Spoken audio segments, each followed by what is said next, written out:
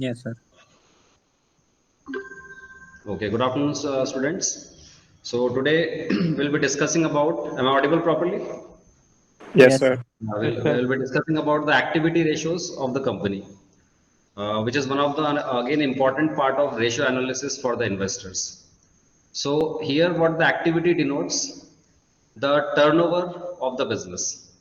How fast the company is converting its resources into cash, which can be used for further utilization in the business. So see here it is written that activity ratios or turnover ratios indicate how fast a business converts its assets into sales. That is the main objective of that activity ratio. So that's why most of the activity ratios are governed with the help of sales, are calculated with the help of sales. If the business is able to convert its assets into sales quickly, that shows the very efficient use of the resource. Management is efficient, resources are utilized efficiently, and definitely if the activity ratios are efficient, automatically company's performance is also becoming efficient. Okay, so that is the main importance of activity ratios. So there are various kind of activity ratios: stock turnover, debtors turnover, creditors turnover, working capital turnover. In between, this fixed assets turnover is not in our syllabus, we will not cover that. Starting with the stock turnover ratio.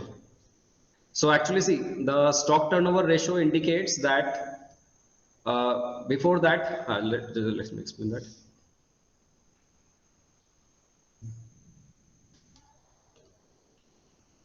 So I'm writing it here.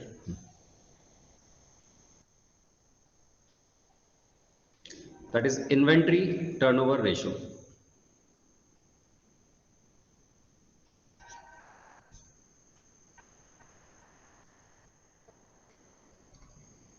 So the name suggests that inventory turnover. This actually we know that inventories are basically maintained on the basis of what? They are maintained on the basis of sales. And the price are the cost of the investment is fixed on the basis of the principle of prudence.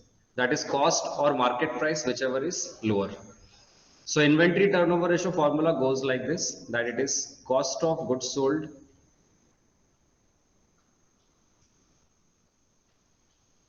divided by the average inventories of the business. This whole will be divided by the average inventory.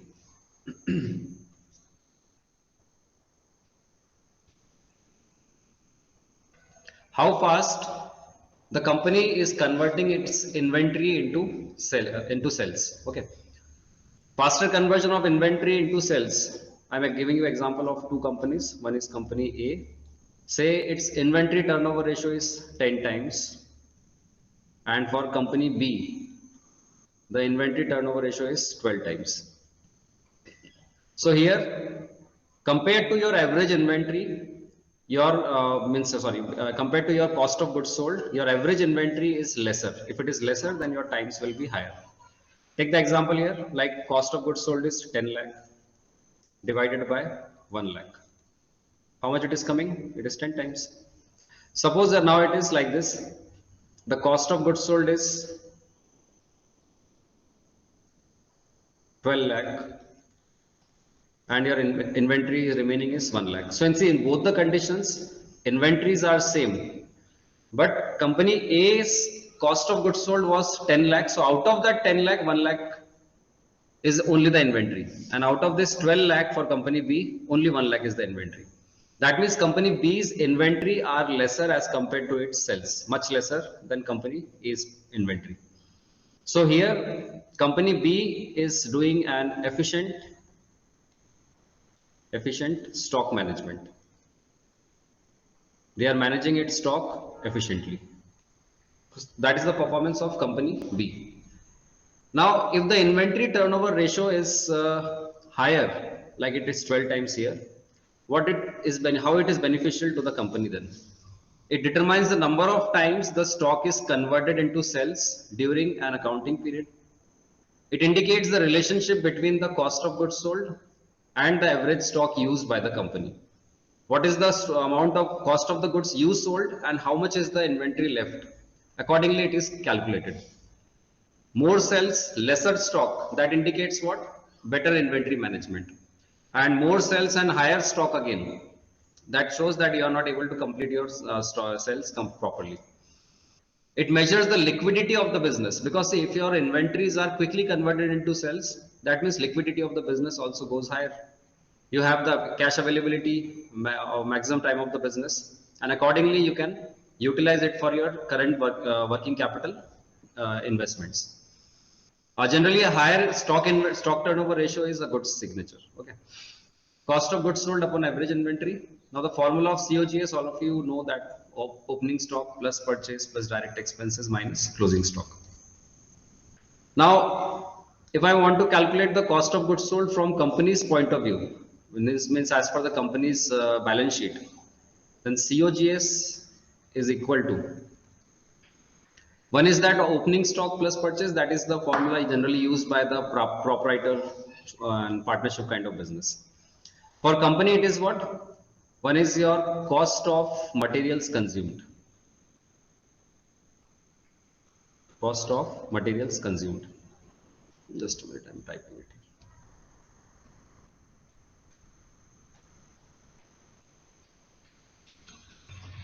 For company, it is cost of materials consumed plus with that purchase of stock. If the company is purchasing any further stock, that will be added, and plus changes in the inventory. Change in inventory. Okay, so from company's point of view, your stock turnover ratio is including all these things. Okay, cost of material consumed, that is cost of material consumed plus cost of purchase plus changes in the stock of inventory. So these three things makes the cost of goods sold for a company. Next is the calculation of your average inventory. How the average inventory is calculated. So average inventory, basically it is what? Average inventory is the average of two inventories. And what are those two inventories? They are your opening stock plus the closing stock. Okay. So average, that is the average inventory, but this is not complete. Average is what? Opening stock plus closing stock. Now these two inventories will be divided by, how much it should be divided with? No. 2. It will be divided with 2. Why? Because in the numerator there are two numbers, opening and closing. So that's why it will be divided by 2. So average stock is equal to opening stock plus closing stock divided by 2. With the help of these two things, we calculate what? The inventory turnover ratio. So the purpose of inventory turnover ratio is just to calculate the efficient utilization of the inventory in the business. Okay. Now example they have given here, opening stock, closing stock, purchase, wages and all that. So for COGS, what things will be added? Opening stock plus purchase plus direct expenses. Direct expense here is what? Wages. So wages is a direct expenses because it is directly involved in the process of production. Okay, and from that minus closing stock will be subtracted. Average inventory will be opening plus closing divided by 2. So in that way we'll calculate the stock turnover ratio. This is the theoretical aspect. Now let's see the practical aspect of the ratio. I am taking out the balance sheet of Grasim Industries Limited. Okay, one of the unit of Aditya Birla Concerns. So here we'll see that how much inventories the company is having and how the cost of goods sold will be calculated. See here. In the current assets, you will find the value of inventories directly. For the current year, it is 6805, and for the previous year, it is how much? 7059. Right. So opening and closing stock information you are having. It is a direct information. Regarding cost of goods sold, now we have to check the income statement of Grasim Industries Limited. Now this is the income statement. Now from this income statement, can you tell me how to calculate COGS? How I explain to calculate in a company? Shall I show you the board? Again, see this. From the whiteboard, I am explaining it again. For a company, cost of goods sold includes cost of material consumed plus purchase plus changes in inventory. Now you see here, where these items are available in the balance sheet of Grasim Industries Limited? Sir, in under expenses. Yes, under expenses, first one is your, which one? Cost of material consumed is here. Then purchase of stock is also given, and then changes in inventories are also given. So by adding all these three, I will get what? Beside this, if direct expenses are also the part of COGS, and I can find easily the direct expenses given here, power and fuel. Power and fuel is the cost which is involved directly in the industry, in the place of production. So power and fuel will also be added. Okay. Employee benefit expenses will not be added because it includes wages as well as salary, direct and indirect. So we will not consider this. So for this Grasim Industries, COGS will be cost of material plus purchase plus changes in inventory plus power and fuel. So this will be added, and we'll get the value of what? Cost of goods sold. Is that clear to everyone? Yes, Yes, sir. sir. Okay. Now next, coming to the next type of ratio is, so this is regarding the investment. Now next is your debtors or trade receivable turnover ratio. Just a minute. Now next is trade receivable turnover ratio. Now what is the meaning of trade receivable? Can you tell me? What is the meaning of trade receivable? A bill of exchange which is signed by the debtors that Hmm. assuring that he will make the payment in the future. Okay, yes, correct. And what things are included in trade receivables? Anybody? What two things we include in trade receivables? Sir, Sir, bill. One sir, is, bills Credit. receivable. yes, correct. One is bills receivable. Another is directly from the customers. That is the debtors. Yes, sir. Okay. So debtors plus bill receivable gives you what? Trade receivables. So how much debtors you are having at the end of the year? How much credit sales you have made to the debtors? Then these two things are compared. Okay. Let's see the formula first. The formula for trade receivable turnover ratio, it is here. Net credit sales, or generally it is also called as net credit RFO, revenue from operation. Okay. Upon average accounts receivable. Now what it is expressing? It expresses the relation between credit sales, net credit sales and debtors during the year. Highlights the credit collection policies of the business. Okay, how much fast company is collecting its money from the customers, from the debtors. Now I'm writing the formula, then I will explain with the help of example. Trade receivable turnover ratio will be credit RFO, right, RFO divided by average trade receivables. Okay. For example, for company A, their annual credit sales is 5 lakh, and compared to that, they have a debtors of only 1 lakh. Now coming to company B, their annual sales is again 5 lakh, same, but their debtors are 50,000. Now if you divide these two things, then I will get what? Here the answer is 5 times, and here the answer coming is 10 times. Now can you tell me which policy, which company is maintaining a good recovery from the debtors? Company A. Company A 5 times you are saying? Now see, let's understand this. During the year, company A sold goods of rupees how much? They sold goods of rupees 5 lakh on credit. And at the end, they must have a creditor, sorry, they must have a debtor of how much? 1 lakh rupees, right? But instead of 5 lakh, they have a debtor of 1 lakh. That means out of the credit sales of 5 lakh, only 1 lakh is remaining, and rest 4 lakhs is collected from the debtors. Am I right? Yes, Yes, sir. sir. 4 lakh is collected from that. So they are managed to collect 4 lakh from the debtor out of their credit sales. Now coming to company B. Out of the credit sales, their debtors are only 50,000. That means they are able to collect 4.5 lakhs from their debtors. So who collected more money from the debtors? B. B. So whose policy is better than? Whose working capital requirement will be lesser than? Company B. Company B, correct.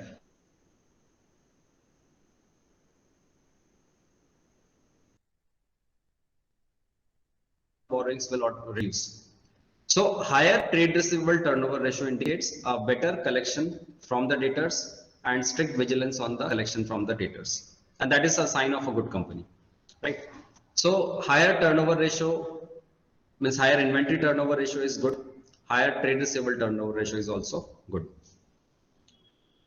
Am I clear? Now see, it is also known as the receivables turnover ratio. Higher ratio indicates that collection from debtors takes place at faster rate and that the liquidity position of the business is very sound. You are collecting the cash, you are again reinvesting that cash in your working capital requirements, and so your overall working capital requirement reduces and your business shows efficiency. Right, so that is the importance of debtors or trade receivable turnover ratios. Let's say the annual report of Grasim Industries, just compare the debtors and suppose this RFO, okay, this revenue from contract with customers, this is continuing operations, just a minute. They have shown here, yes. See there, I am just supposing that their credit sales is 77,625 crores of Grasim Industries. Compared to this, let's see their debtors, how much debtors they are having right now. Their trade receivables at the top here. Now see their trade receivables, where it is trade receivables, financial assets, investments. Yeah, see this trade receivables. Last year it was 6,690 and this year it is 5,651 crores. So what you are finding that their sales was 77,000 crores, something like that, and their debtors in fact has reduced in the current year from 6,600 crores to 5,600 crores. Is this company is having a better trade receivable turnover ratio?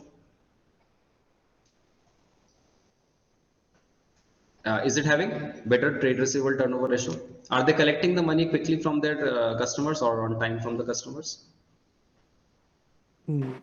Yes, it is. They are Yes, sir. collecting because if Yes, their sir. debtors are less compared to that, if you see their sales, how much is their sales?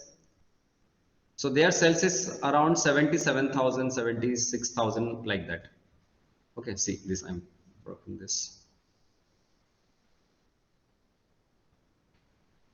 one. See 77,625. That means company is timely collecting the money from their customers and they are in fact giving less of credit sales, not more of credit sales. Okay, so that company is better. So higher, that means in Grasim Industries, what we have found, their inventory turnover is better, their trade receivable turnover ratio is also better. And along with that, they have also given you average collection period. In how many days or in how many months you are collecting the money from your customers. Okay. So lesser span of time, more is the collection and better will be the efficiency of the business. Okay, so that is formalized. Average collection trade receivable term formula of trade receivable average collection period will be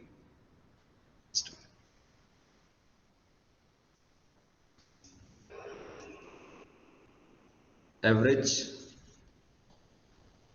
collection period. That will be equal to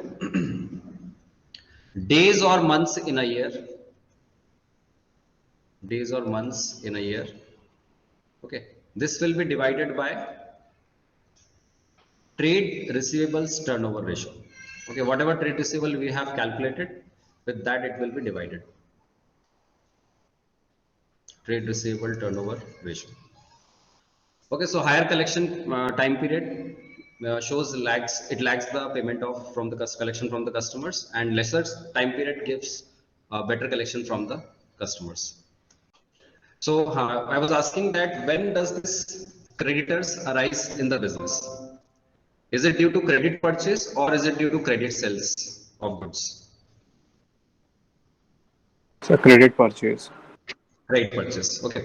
So creditors turnover. Now you tell me what should this indicate? Creditors turnover ratio. It shows that if you have purchased goods on credit from the supplier, right? How fast, how quickly you are repaying them their money. That is a good sign. If you repay the money to your creditors on time, then your market standing, your goodwill reputation definitely will improve in the market, right? So that is the significance of creditors turnover ratio.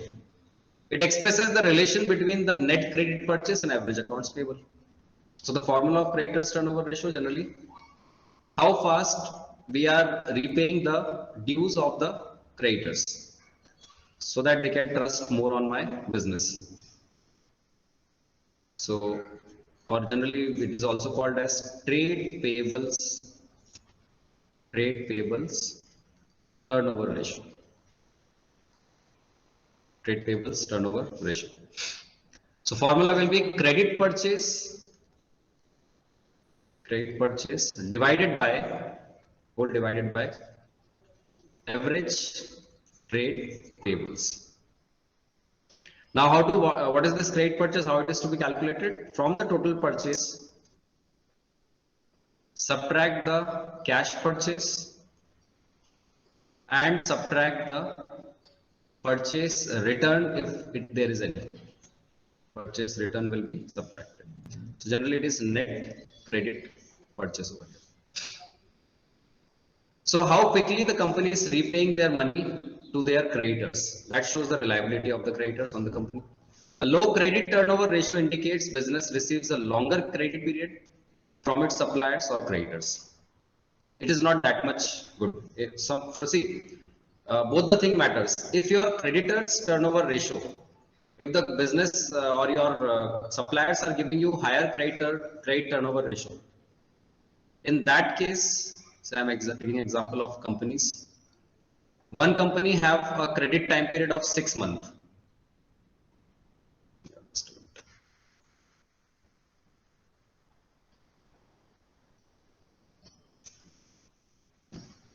Yeah, for company A, they are getting credit time period of 6 months.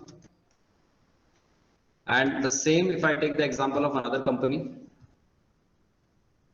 they are getting the credit time period of say 3 months only. Company B, their credit time period is 3 months. Now tell me, creditors will like to give credit to which type of business? Company A or to company B? Because somewhere these things are Company B. B. company B, definitely. See, one thing is that company B is taking less time to repay the money, so definitely trust will be more with company. From other aspect is that maybe possible that creditors are have a more trust on this company A. That's why they are giving them more credit time period 6 months. Then compared to that company B 3 months only. So two aspects are there. If 6 months is given to company A, then why it is given so long months? So they trust on that company that they will surely repay the money. And for company B, somewhere there may be uncertainty, so they have given them less time period. Now, other aspect is what? In future, company B will gain more stronger reputation than company A. Why? Because 3 months is given to them and they are repaying within 3 months. So for creditors, from creditors' point of view, they are getting their cash quickly from this company B. So they will like to sell more to company B within a period of 3 months, for a period of 3 months. Right? So that varies, that what the creditor's perspective is. So ultimately, lesser creditor turnover ratio indicates you can say more credit time period is given to them, and a higher creditor turnover ratio is indicates lesser credit time period is given to them. Okay, they are reverse of each other. Coming to the next one, average payment period. In how many days or in how many months the business is repaying their dues to the creditors. So that is average payment period. And the last one is working capital turnover ratio. I'm coming to that only. Working capital. What do you understand by this word, working capital? Capital which is used for the day-to-day activities. Exactly. Generally, the capital which is required for meeting the day-to-day activities or the expenses of the business, that is called working capital.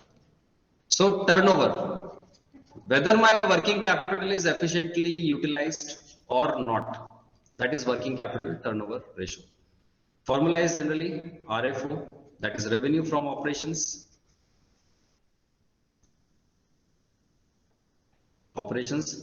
This will be divided with how much working capital is involved to generate this much RFO. Okay. So here I will write net working capital. Okay. So by investing suppose 1 lakh, my sales are of 10 lakh. That means my working capital is very, very efficiently utilized. So the working capital turnover ratio measures how well a company uses its working capital to support its sales. Okay. A higher turnover indicates the business uses its short-term assets and liability efficiently. So higher working capital indicates that you are efficiently using the assets, current assets and liabilities of the business to generate more and more sales, right? So that is the significance of your working capital turnover ratio. Let this examples solve it later on. So that's the summary, that stock turnover ratio, higher is better or lower is better? Stock turnover ratio, higher is better or lower is better? Sir, higher. Higher is better, definitely, because that shows the efficient utilization of the stock. Okay, it is quickly converted into sales. Debtors turnover ratio, higher is better or lower is better? Higher. Higher is better. Quickly you are collecting the money from the debtors. Then creditors turnover ratio, higher is better or lower is better? That depends. That depends. Okay. From our point of view, higher creditors turnover ratio is better because that shows that we are paying on time to the creditors, quickly to the creditors. Okay. Otherwise, less time credit is given to them. And then last one is working capital turnover ratio. So that in higher is better or lower is better? Sir, higher. Working capital higher is better. That shows we are efficiently utilizing our working capital, that is CA and CL, to generate the revenue of the business. Okay. So in this way, the activity ratios are over. Okay. So we'll practice the questions later on in the classes. Okay. So this is all about the turnover ratio. Okay. Thank you, children. Thank you, sir. Or Thank you, sir. I'll do the revision properly for the exams.